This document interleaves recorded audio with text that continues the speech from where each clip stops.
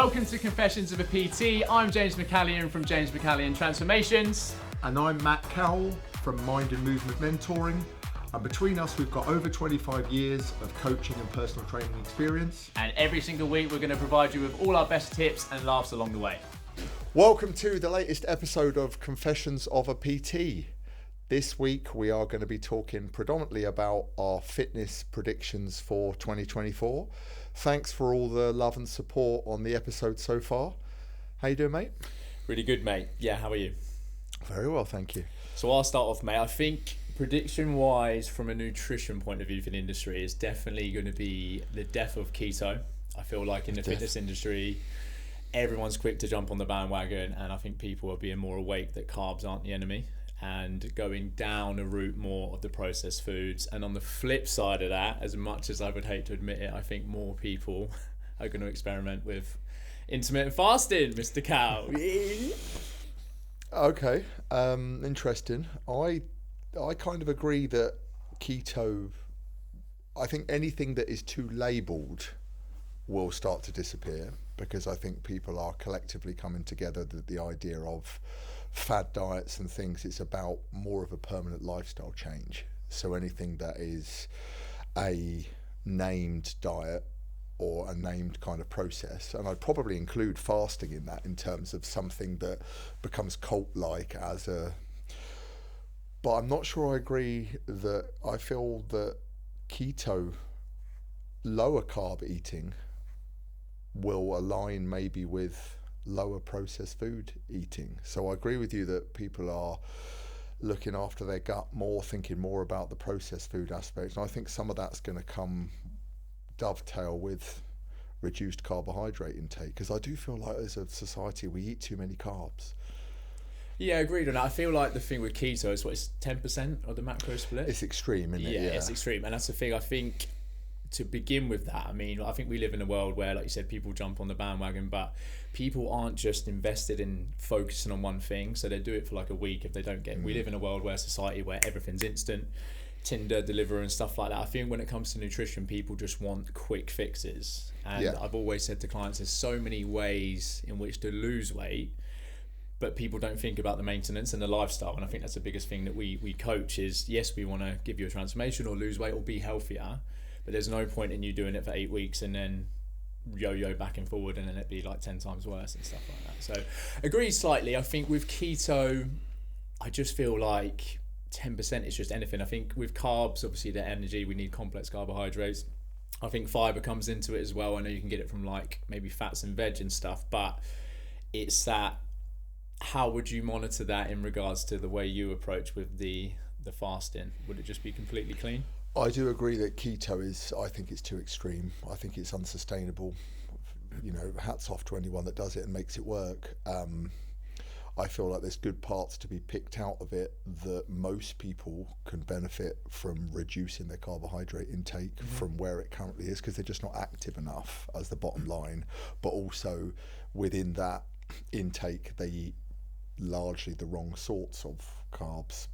They're on the blood sugar roller coaster of processed foods and simple carbs, you know, and the insulin problems.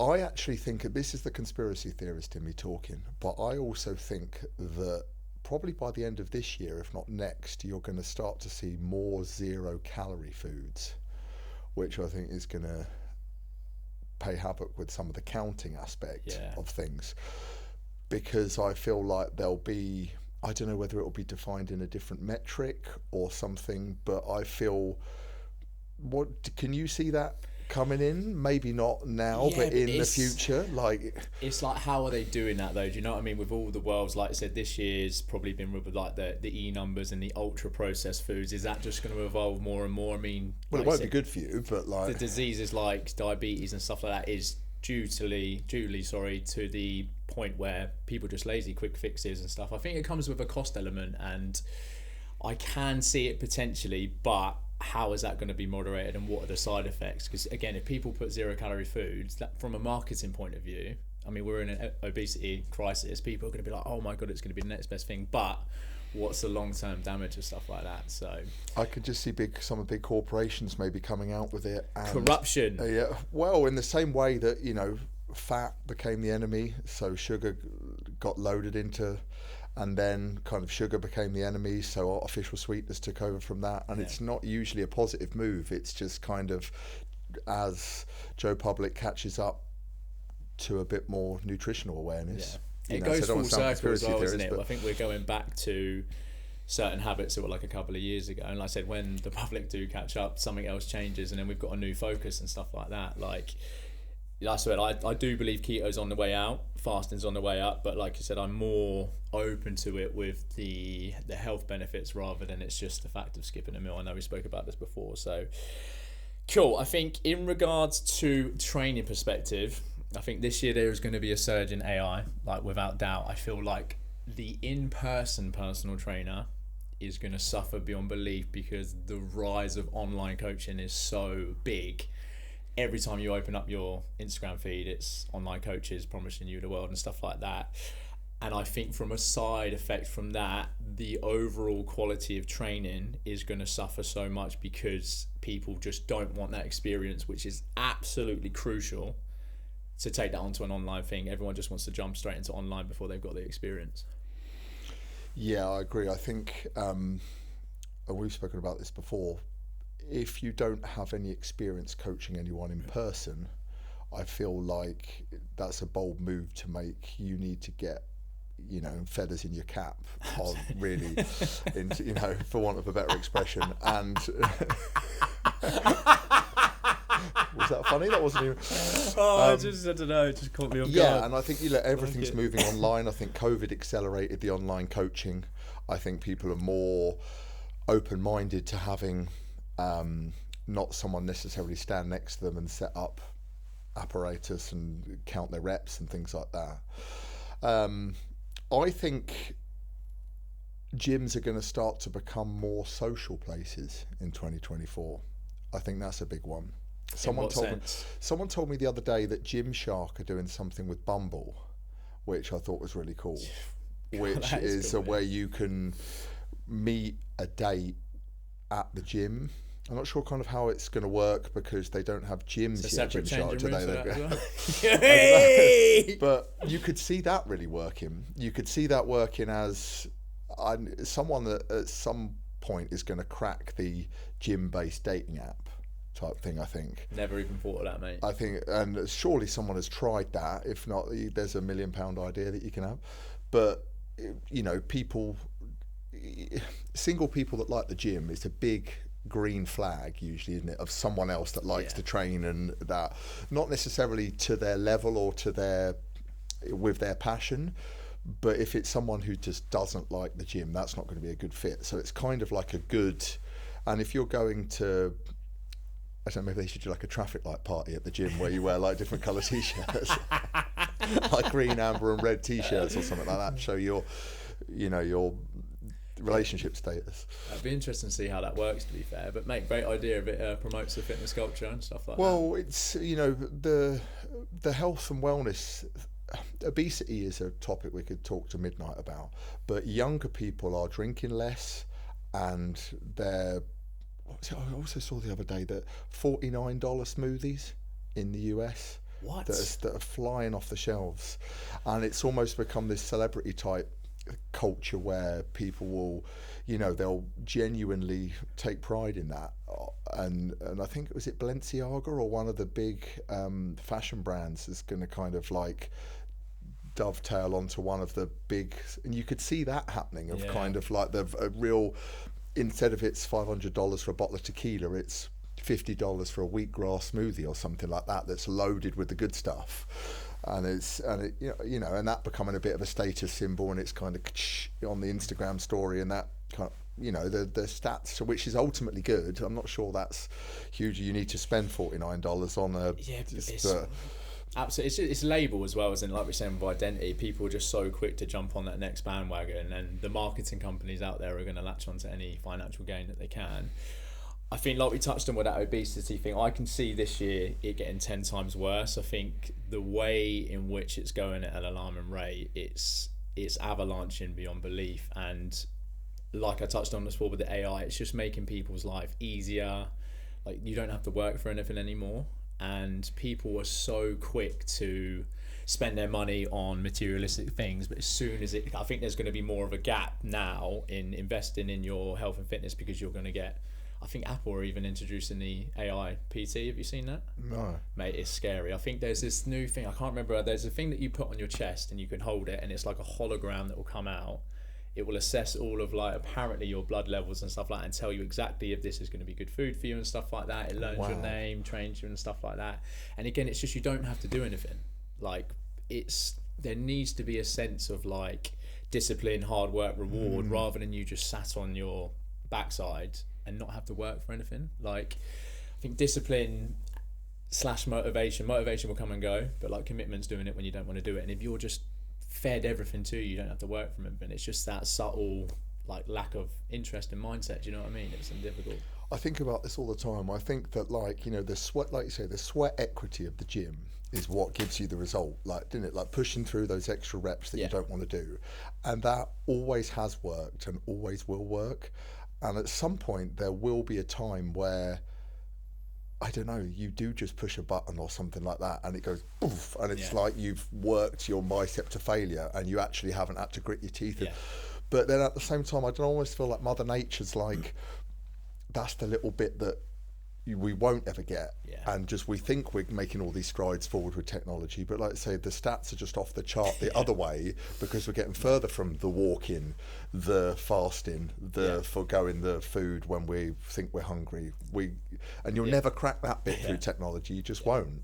And that over a period of time, it will just get worse and worse. And question for you then, a little bit controversial, and I know you love posting about this on the gram.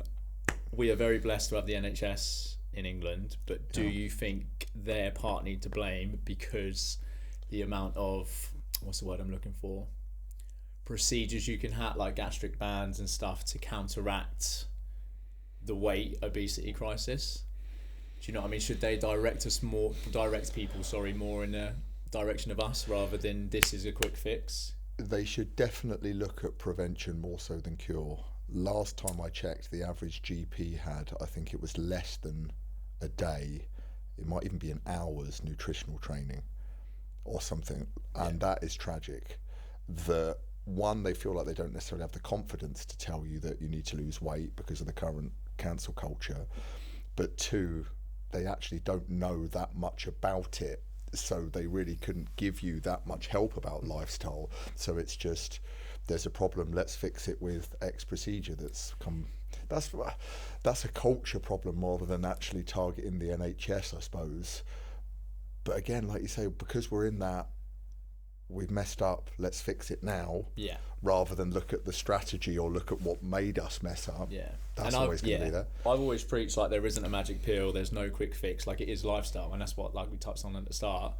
It can't be an overnight process, and you giving someone a cure to take a pill or like an intervention like a gastric band is not fixing the issue. Like, their mental health is still going to have all these bad habits and stuff that needs to be changed. But I think from a GP, like you said, they've had an hour's training, which is absolutely tragic. They're not going to know. They're not going to want to confront them and be like, you need to sort your life out, and it's going to take 3, 4, 5 months time. Like, they're coming to you because this now. And that's the biggest problem. Like, I train a GP, and he's overwhelmed with the amount of, and it's getting worse and worse and worse, and it's taking up their time for actually people that, not saying they don't need it, but just come to us and understand what you're putting into your body. Like, how have you got to this point? Like, it's not going to be, okay, have this and go away and you're going to be fine. Like, it's more than that. And like I say, it goes hand in hand with mental health massively. I mean, it must be so frustrating, really, to see, and this is going to sound so offensive, but but you know, someone comes in and the problem is pretty much solely related to the way they've lived their life, and they're like, I've just got this disease that's just come and sprinkled itself on me, and it's like, has it really though, or did it, like, you know, or was it just the regression of your lifestyle? And then matey comes in with like his ear hanging off from a gunshot wound, and he's like, I need help now. He's like, I need help now, and it's like there's a queue of people that's like, I need to talk to you about your lifestyle first because you need to do this. It's like, mate, hang on, it's like bleeding out, like, and it's like, well, he needs the help. You guys need help as well, but like, we can't all day just say, the answer to this chronic condition is, why don't you think about eating a bit better? Do you think that's solely down to them as an individual, or do you think there's other variables that could have affected how that is? This will be the longest episode we've ever done if we go down that rabbit hole. But there's other variables, of course. Childhood upbringing, where you live, cost of living in your area based on your family's net worth, things like that, really, just being honest. But at the same time, there's a lot of free information about fitness out there that you can access in your pocket now with about 10 seconds worth of effort. Free to go for a walk, free to do press-ups in your bedroom, ChatGPT. free to, do you know what I mean? Information age. There's times where people would have to walk to the library to take a book out, to read it, to be like, oh, that's interesting, I can build my muscles. Like to take the book back out in the rain, 40-minute walk back, and now it's like you can get Arnold Schwarzenegger's training, you know, prime Arnie's plan for free that won him the Olympia this afternoon on a screen inside of a minute for free. So it was funny that was I watched it on Instagram. Domino's Pizza actually delivered the pizza to the guy's bed. He gave him the code to come up the stairs, to come into his room, gave him permission, and come in and videoed it. He didn't even have to move from beds. Not even to get up to go to the door. Like, that's modern day society. They just kind of like rope it through, like Tom Cruise Mission Impossible style of like knocking on the window. Like, mate, he just sat there like that. So. Oh, tragic. Well, I'm gonna forego the confession this week because I know you've got an absolute belter, which is just gonna gazump me. So I'm not even gonna try and compete. So I will leave you to bring us home with your confession of the week. Over to you, sir. Okay, so my confession to this week, and we may have to bleep out one word because it is horrific. So when I first started my fitness journey, I worked in a leisure centre, and we used to have a folder of inductions and programs. So we'd have like your name with the other instructors, and basically what had happened is that I'd been double booked, and I used to have a really bad phobia of speaking on the phone. So I used to text everyone. So I had the guy's mobile number. So I text the guy, sorry, like I've double booked your session. Are we okay to rearrange? Sent, it's fine. Obviously, you would know we've got a boys group chat, which is quite savage at the best of times, and really big. It was just when I think we'd watched Football Factory for the first time when we were reciting lyrics anyway. So one of my mates had texted me, and I replied to what I thought was him, saying, "See you first." Sent it, and I've looked at the number, and I'm like, oh my god! And it's gone to the client that I set, and mate, I couldn't. It got delivered and stuff like that. Then it got read. I was having absolute kittens, mate. And then so he read it, obviously, he'd like read it completely out of context. Got a disciplinary at work. Rung up the HR team, and got brought in. And again, it was my fault because he wasn't meant to phone on. Wasn't meant to text. So. Absolutely horrified. I just love that because that turns up in the group chat and it's just like, I know that film, let's carry it on. But like, we're just mugging each other someone off, who and doesn't, I was like, hasn't got that relationship with you, just kind of gets that as a. There's been talk about a session, and then there's this kind of come to a natural end. This guy I don't even know, and then there's this. But mate, and it's absolute psychopath. Horrified. PT but just like, sorry you can't make the session today. Are you available any other time? And it was like 10 minutes later, and I think because he didn't reply, I'm like, right, see you. How dare you don't reply to me in 10 minutes. That is magnificent. Really apologise. Well, that was in my first year as a fitness instructor. I'm not even going to try and I need more time to think of something that has happened because it's not going to beat that. Thank you so much for listening, and don't forget to tune in next week, and remember to like, comment and subscribe for more value.